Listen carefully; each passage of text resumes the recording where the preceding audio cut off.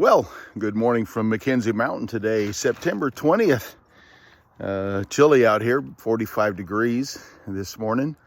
On our way today, we'll be going down to Brewster for the weekend, preaching down there at New Testament Baptist Church over the weekend, and praying for God to provide for them a solid pastor to be their permanent pastor, and we're looking forward to seeing that happen. We've again got some good prayer potentials, and that we keep in mind there. Now, there's a significant weekend though before I leave, because we have our first freeze warning here this season, this fall, here in Republic. And so now what they're saying right now is the forecast is like it's supposed to get down to 38 tonight. But there's a Ferry County site that kind of tells us just to be watching for frost and freeze, probably in a little bit higher elevations in Ferry County than we're at, probably. But they're telling people, just be careful for your gardens and your plants that you've got, flowers and stuff that you've got outside, if you like to cover them or whatever to protect for them. And now for us, so while we don't have a garden or flowers and things like that we need to deal with, we're going to be gone.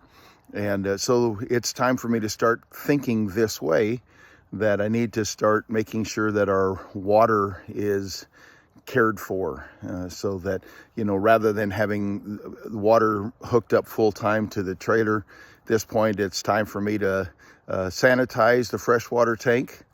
And we'll start using it through the winter months while we're in the trailer, in the RV. We'll use the freshwater tank and the pump for our, showers and cooking and all of those sorts of things. I'll have some bottled water that we'll use for drinking water and for making coffee.